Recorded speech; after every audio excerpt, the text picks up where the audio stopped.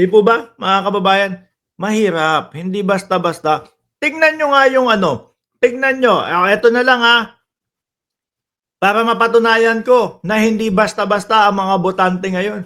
Tignan mo yung Duterte-Uten, yung 10 nila, 7 talo.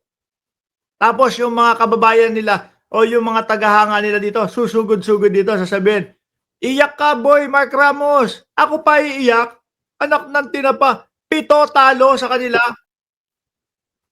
Eh kung nabawasan pa ng isa yun, inidoro na tawag dun eh. Di mo ba? O, ganun din po dyan. Hindi po porket may sikat kayong kasama dyan, eh maipapanalo agad. Di ba? Baka tinakot or natakot pa rin kaya nanalo si Digong. Hindi, trip lang daw po nila yung karton. No? Oh, trip lang daw po. Gusto daw po nilang maranasan, mga kababayan, yung work from Hague, yung kanilang mayor. Work from jail. Oh, di ba? Gusto daw po nilang maranasan doon sa Davao. Anyway, alisin na natin si Dewata. Talo naman. Ano po, mga kababayan? Eto pa, Diyos ko. Ito ang ito ang malupit. Mga bossing, sandali i-post ko sa inyo muna. Oh, i-post ko sa inyo. Nagagalit. Naku po, eto. May ine-ebas si Torion. Sabi ni Maui Jaramillo, live ito. Ano lang po tayo ngayon? Replay lang po tayo, Ma'am Maui Jaramillo. Oh, may sinasabi si Israelito Torion dito, mga kababayan. Assalamualaikum. Tinagpa si Vic Rodriguez, natalo din.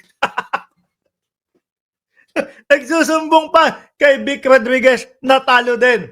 Oh, isang bagsak daw. Kanina pa umihiling si Ginger Cat eh. Isang bagsak, guys. Suled. Suled. Oh, kamao. Suled. Tapos, heart na green. Okay? Kamao.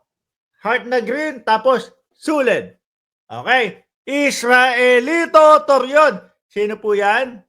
Kung hindi nyo po natatandaan si Israelito Torion, mga kababayan, siya po yung harang ng harang, no? At dinadaan po sa pag-i-Ingles nung hinaharangan si General Torre at binabasaan ng kung ano-ano, English, para magmukhang maganda yung sinasabi, mga kababayan.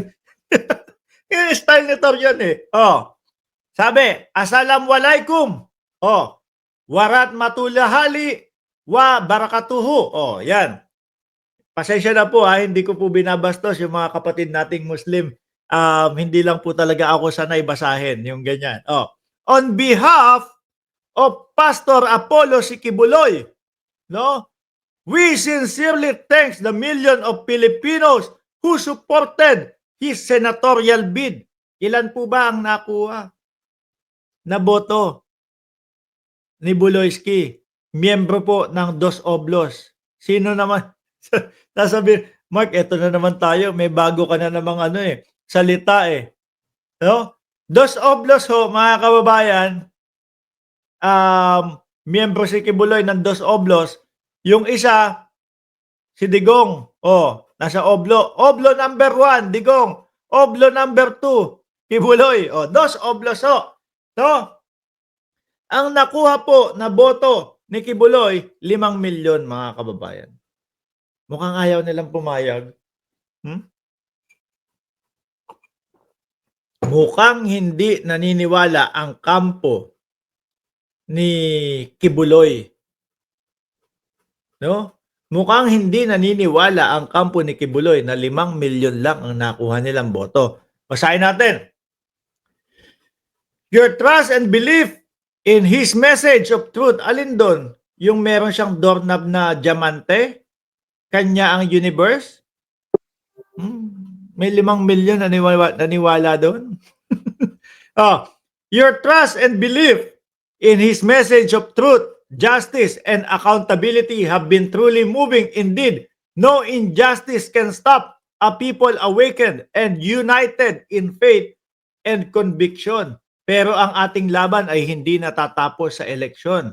With numerous report of overvoting anomalies, inconsistencies in ballot readings, and other electoral irregularities, Pastor Kibuloy's calls for manual recount. O kayo na lang magbilang, ibibigay sa inyo yung balota.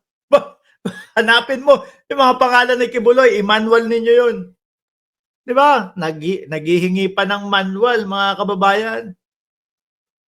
Hindi daw sila naniniwala doon sa automated. Manual ang gusto, ha? O, Pastor Kibuloy calls for a manual recount of the senatorial votes. No, this is not rejection of our democratic process. Diyos ko po, kung yan ang pinapalabas nyo, ibig sabihin ninyo, nagkadayaan sa botohan? O bato, oy, bato, bunggo, nako po, diskumpiyado si Buloyski sa pagkakapanalo ninyong dalawa din. Oh, baka ang gusto ni Buloyski, mga kababayan, siya yung number 1. Ano po? Baka umaasa yung kampo ni Buloyski na siya yung number 1. 5 million. Hindi daw sila naniniwala doon. Kaya manual. Ibang klase, ano? Biruin mo yung number 1 ho, mga bossing. Ilan? 21? 26 million? Yun nakuha ang boto. Tapos, ang humihingi ng recount is yung 5 million. Yun nga pong Benhur Abalos na nakakuha ng 9 milyon, mga kababayan, na boto. Malapit po sa 12. Nag-concede na lang po eh. No, tinanggap na po agad-agad yung pagkatalo, mga kababayan. Eto, 5 milyon. Eh, saan to? Pang ilan yung number nito? Dulo? Pang 31? Para sabihin na mag-manual at hindi sila naniniwala doon sa botohan. Diyos ko po, Lord. This is not a rejection of our democratic process, but a call to strengthen it. We remain committed to seeking justice and we will pursue all legal avenues to ensure the integrity of every ballot cast. Ibang klase talaga. No? Ang tropahang Buloyski, mga kababayan, eto, yung mga nakakuhang boto ni Kibuloy, mga bossing, no?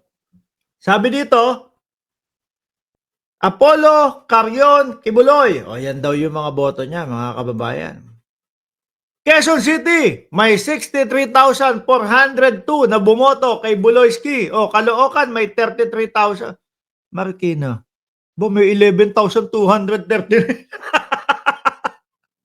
na bumoto kay Buloyski, ha? Ibang klase. Ano ba yung baka mabigyan kayo ng langis ni Kibuloy? O, yan lang mga kababayan.